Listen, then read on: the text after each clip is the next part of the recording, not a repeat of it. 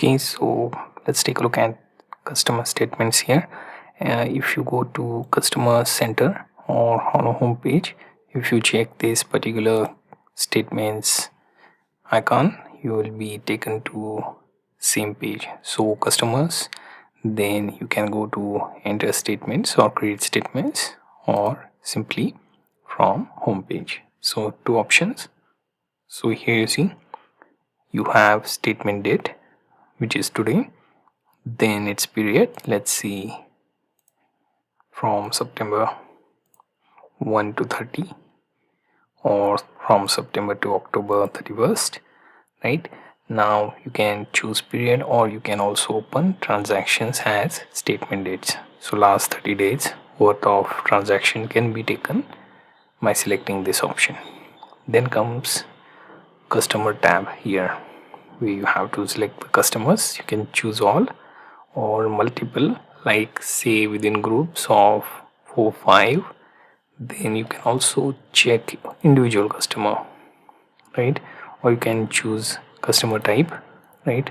So from advertisement, referral, retail, wholesale, whatever the type that you have added. Then preferred send method to them, email, mail, or none, right? So you can choose that. Here I want to select one customer, so we have that customer here, and I can also check additional options. So see template that says standard statement. You can customize this if you want, right? But that will be part of the package, right? And you will have to get the design templates and do that, right? Then there is also create one statement per customer or per job. So I'll be clubbing everything for customer.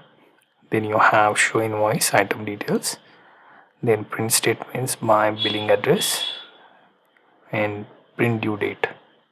Also, do not create statement if it has zero balance or balance within range or with no account activity, right? Once you do all that, you can preview this. As you can see, it will show you the statement date, the company name, and the state, then which customer name and their details, and then your transaction dates, all that within this.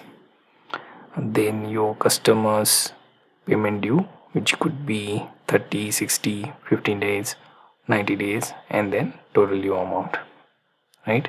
You can print this or you can email this by clicking on this email button, right?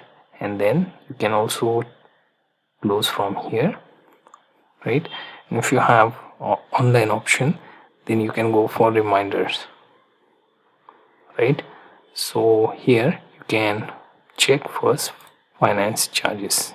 Here you have to set them up, right? So here you see finance charge, so annual interest rate, right? So in case any of these apply in your case, you will have to add the percentage, right? Now let's close this window and close statement page as well. Now you get the idea how to work with customer statements in QuickBooks.